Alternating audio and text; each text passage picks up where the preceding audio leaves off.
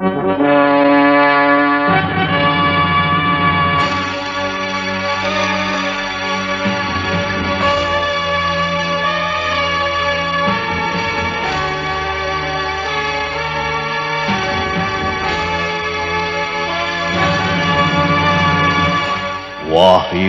Astabrata.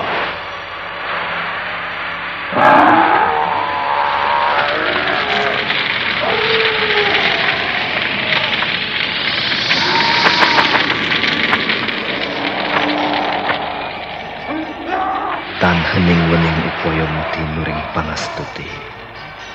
Tetek anggayung mukti sentosa rahayu. Acur wungu Nirdaya dan aspi sampurno. Dewi Kesuma, datanglah, datanglah, kumohon.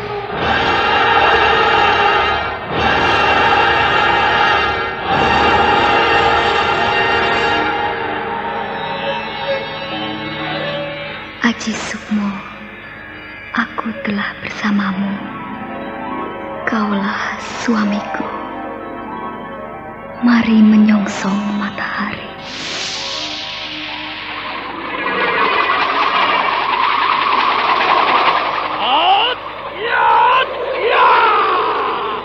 Ampun Jala Sutra.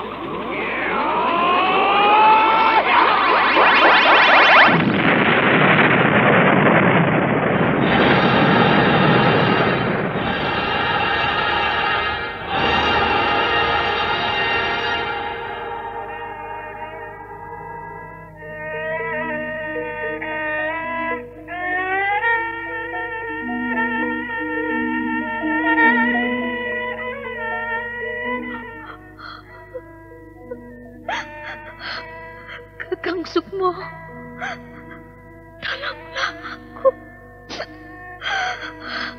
Lepaskan aku dari penderitaan ini. Rara Sunti, Rara Sunti, aku datang. Aku akan menolongmu. Rara Sunti!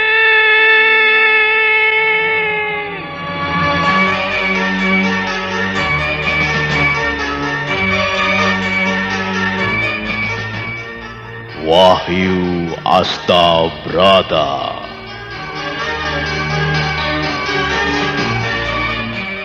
Serial sandiwara radio ini berlatar belakang sejarah Kesultanan Mataram, menggetarkan, mendebarkan, menggelorakan semangat, cinta, dan perjuangan umat manusia yang ingin menyibak misteri kehidupan ini.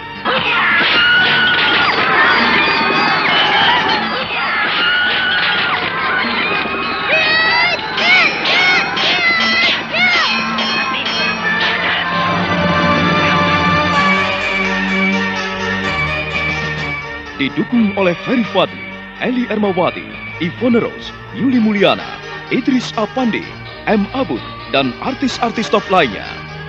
Cerita ini ditulis dan diolah oleh Bu Nergis Muryono, pengarah cerita dan naskah Agung Bahrodi, ilustrasi musik Haris Sabar, teknik dan montase Jenny Mumu, dengan sutradara Ferry Fadli. Sandiwara Radio ini masih Anda dengarkan di channel YouTube Satria Collection. Jangan lupa tekan tombol like dan subscribe.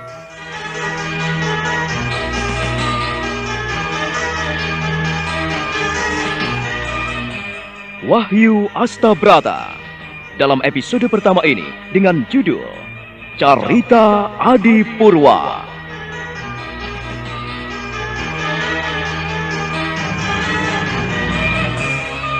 Pada seri yang ke-26 ini didukung oleh para pemain Haryoko sebagai Ki Gunuk, Norman sebagai Sukmo, Emma sebagai Wulan, Herman sebagai Ki Wulung, Eli Burhan sebagai Nyai Wulung, dan Asdi Suhastra, pembawa cerita. Selamat menikmati.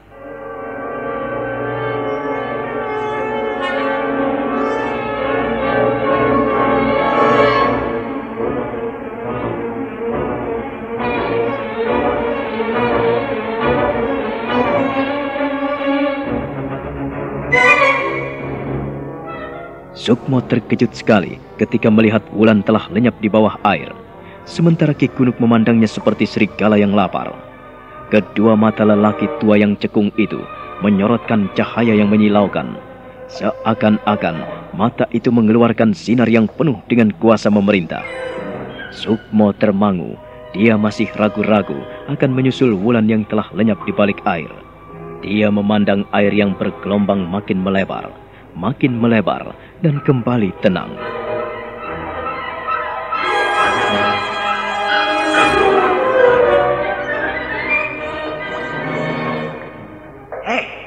Menunggu apa lagi bocah kecil? Tikus keturut busuk. Nunggu apa lagi? Jadi... Nunggu apa lagi? Ayo cepat. Cepatlah kau tinggalkan tempat ini. Mengapa kau tidak segera menyusul kawanmu itu? Aku harus menyusul Wulan. Tapi aku lupa di mana arah jalannya. Dengar. Kau harus terjun mengikuti kawanmu itu. Menyelanglah seperti kau telah menuju kemari. Mengapa kau jadi seperti bocah pikun, Sukmo? Di mana kebandelanmu? Di mana kenakalanmu? Jika untuk menyelang saja kau seperti orang yang takut. Aku takut. Aku tidak takut. Aku hanya lupa di mana arah dan jalannya. Kalau aku tidak tahu arah dan tujuanku, bagaimana aku bisa melangkah dengan baik? Atau kau akan tetap tinggal di sini dan aku akan menerkammu? Wajahmu seperti serigala.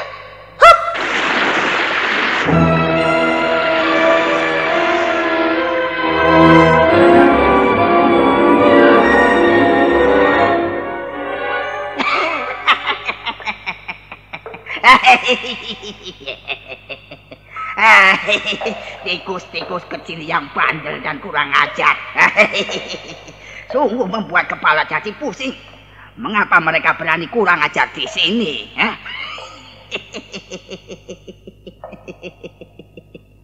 Kalau tidak diberi pelajaran keras, tetap berani pada orang tua. Sukmo Warih Wulung. Ya, aku mendapatkan suatu yang istimewa dalam sinar wajah bocah itu. Ya, masa depannya nampaknya cukup cerah. Tetapi aku tidak boleh membiarkan anak itu bersikap kurang ajar.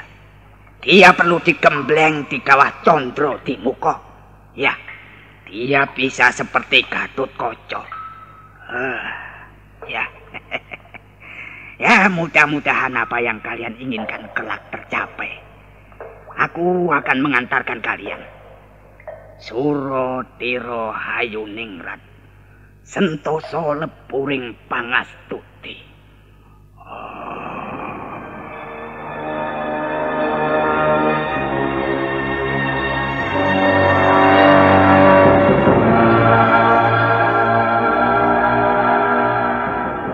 Lelaki tua itu kembali melompat di tempat duduknya semula. Dia duduk di atas lempengan batu pipih lebar, di mana bekas pantatnya menjadi cekung karena kekuatan tenaga dalamnya luar biasa. Ki Kunuk telah lama bertapa di dalam gua tritip itu. Dia adalah seorang tokoh pendekar yang telah mengundurkan diri dari keramaian dunia. Sementara itu, Wulan telah menunggu Sukmo di depan mulut goa. Dia gelisah sekali karena lama Sukmo tidak muncul-muncul. Sandiwara radio ini masih Anda dengarkan di channel YouTube Satria Collection. Jangan lupa tekan tombol like dan subscribe.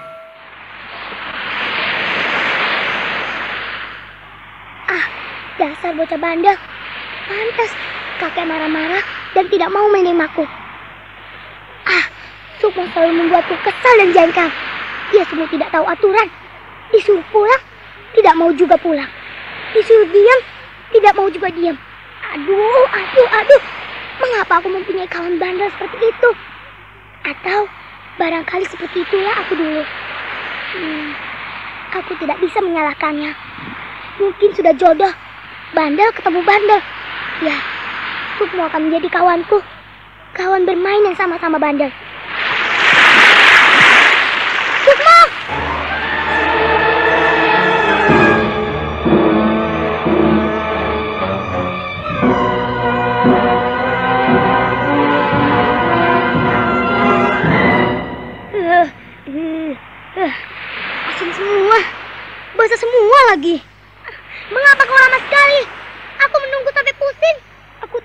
Wulan?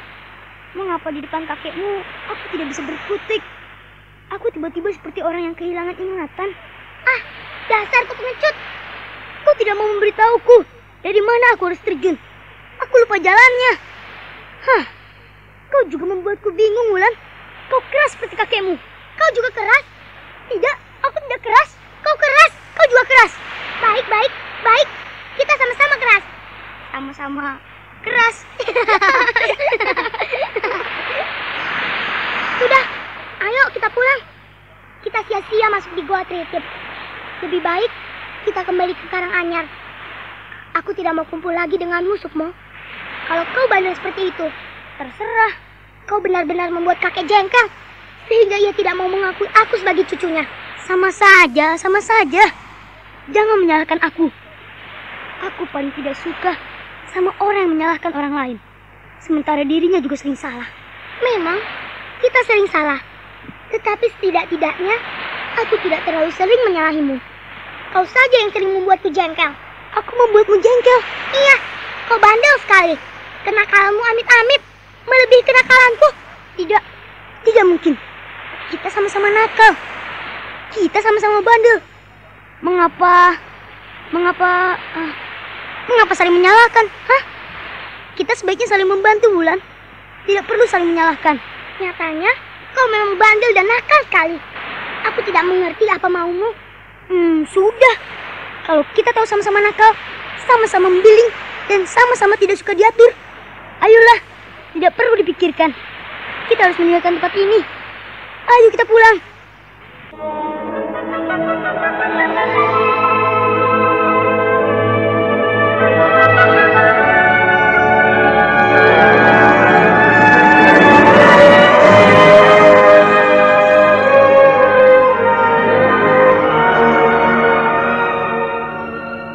Sukmo dan Wulan segera berlari menyusuri lereng Bukit Tritip.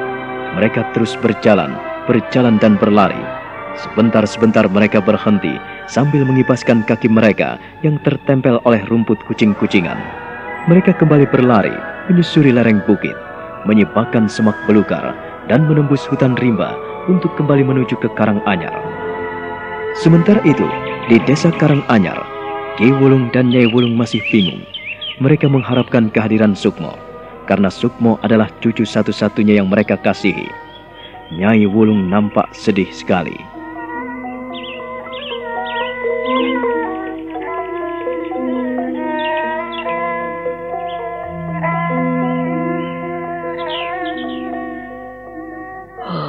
Sudahlah, sudah.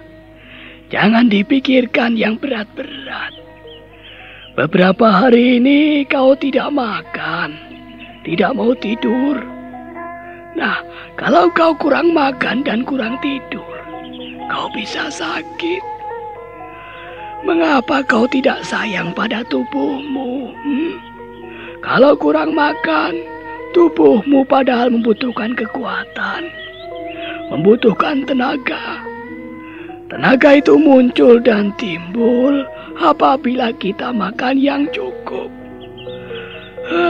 Kau membuatku pusing, Nek. Membuatku bingung. Diam saja kamu ini. Terus mau bilang apa? Cucumu tidak juga pulang. Aku akan memanggilnya, Nek. Memanggilnya? Dari mana kau bisa memanggilnya? Sementara ia tidak akan pernah pulang. Dan kita akan menjadi orang tua yang disalahkan anak. Aku akan mencobanya dengan ilmu puter giling. Dengan ilmu puter giling ini, aku yakin cucumu segera akan pulang. Dan ia tidak betah di tempatnya. Dalam waktu sehari 2 hari ini, kalau tidak pulang, baiklah. Aku akan ikut diam sepertimu, Nyai. Aduh, Kek. Mengapa bisa seperti ini? Kita tidak pernah membayangkan punya cucu sebandel Sukmo. Aku sampai pusing, Kek. Ya, kau tidak perlu pusing, Nek. Kau tidak perlu bingung. Sudahlah, kau tidur. Tidur sana. Kalau kau kurang tidur, nanti kau bisa sakit. Perutmu apakah tidak lapar? Kau beberapa hari kurang makan, beberapa hari kurang tidur. Orang yang kurang tidur dan kurang makan, tubuhnya akan menjadi loyo. Badannya akan terasa lemas, mikir malas, maunya melenguh seperti sapi. Kau ini kalau bicara seenakmu terus, tidak mengerti. Ada orang yang berhati jengkel. Aku ini lagi sebel, aku ini lagi kesel, aku lagi marah. Jangan banyak omong.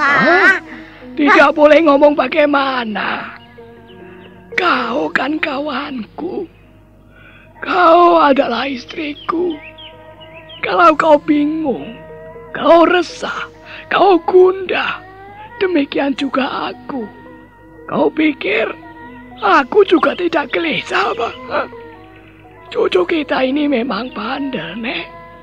Ya seperti itu anak kecil. Kalau kita memikirkannya terlalu pusing, memikirnya berat-berat, ya kita akan menjadi semakin bingung dan tidak akan mendapatkan jalan keluar yang baik. Orang yang bingung tidak akan bisa memikirkan sesuatu dengan jernih. Nah, kalau diajak ngomong, marah. Kalau diajak bicara, ngambek. Ia selalu uring-uringan saja. Tidak punya kesabaran. Kau mau seperti itu, Nek? Sudah, diam. Loh. Kau boleh marah, boleh jengkel. Tetapi ingat, Nek, jangan sampai kemarahanmu itu melebihi matahari yang terbenam. Setelah matahari terbenam dan amarahmu masih juga, artinya kau memiliki rasa dendam dan kebencian. Dendam dan kebencian sama halnya dengan pembunuhan. Sudah, aku tidak mau mendengarkan nasihatmu, Kek. Aku ini pusing. Ya kalau pusing ya tidur. Orang yang kurang makan dan kurang tidur memang bisa menimbulkan gejala sakit kepala. Bisa menimbulkan gejala sakit perut. Bisa menimbulkan gejala sakit lemah. Dan bisa menimbulkan gejala lemas. Diam. Tinggalkan aku. Aku ingin seorang diri di sini. Kau ini selalu banyak omong dan membuatku jengkel. Lah, aku ini kan suamimu toh. Kalau kau tidak sabar, aku berusaha sabar. Tak ada gunanya merusak diri sendiri, Nek. Tidak ada gunanya marah. Kita ini kan sudah tua. Tidak perlu marah-marah lagi. Janganlah meracuni hidupmu dengan kemarahan dan kejengkelan. Sia-sia. Lebih baik, ayo bantulah aku. Ambilkan bara api dan ambilkan setanggi. Tidak mau, malas.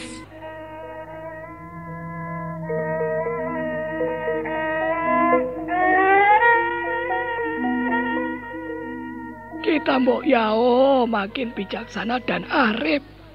Sebagai orang tua, kita ini sudah tidak punya apa-apa lagi. Sadar toh, Nek? Sareh. Tolong ambilkan aku ini bara api dari dapur. Aku mau menyulut kemenyan untuk memanggil cucumu. Cepat sana, bangkit.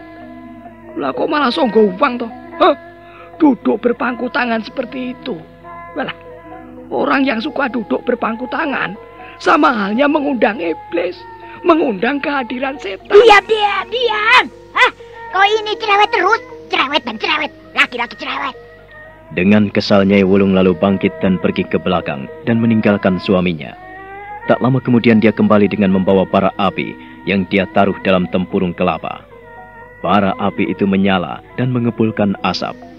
Ki Wulung tersenyum karena istrinya mengindahkan apa yang diinginkannya.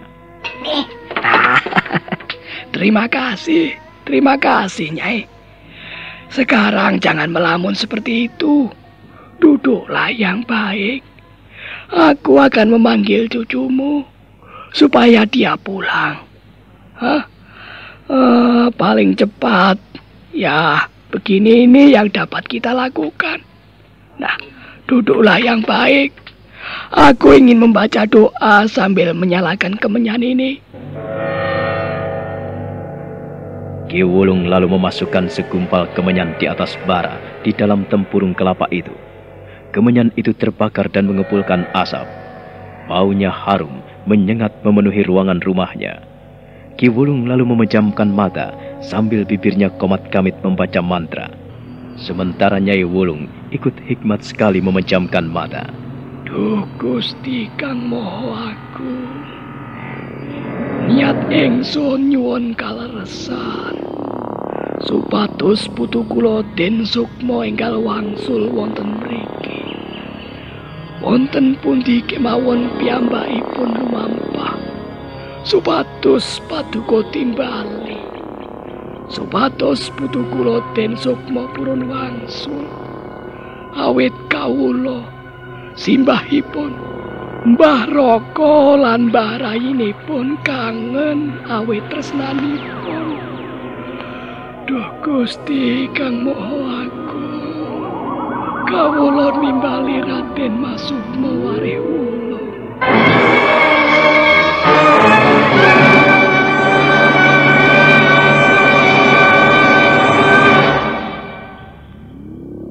Nah, sudah nih. Kau mendapatkan wangsit? Tidak. Benar. Tidak mendapatkan petunjuk apa-apa. Hidungku dan nafasku, dadaku sesak. Welah, kenapa, Nek? Bau kemenyanmu itu loh. Loh, kok malah tertawa? Dadaku ini betul-betul sesak, bau kemenyan. Aduh, cepat matikan saja. Nek. Aku ini mendapatkan petunjuk yang baik. Nah, dengarkan ini. Petunjuk apa toh? Sebelum tengah malam. Sandiwara Radio ini masih Anda dengarkan di channel YouTube Satria Collection. Jangan lupa tekan tombol like dan subscribe. Nyai Wulung terkejut, matanya terbelalak memandang suaminya. Lalu dia membetulkan letak kainnya. Dia terus memandangi suaminya yang tersenyum lembut kepadanya, sambil mengangguk-angguk dan membetulkan api yang membara di dalam tempurung kelapa yang menyalakan dupa. Bau dupa itu menyebar di seluruh ruangan rumahnya. Baunya pun menyengat sekali, hingga membuat dada terasa sesak.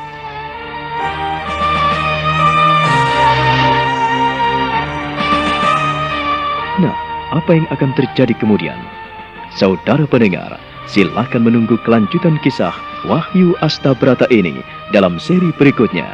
Sampai jumpa.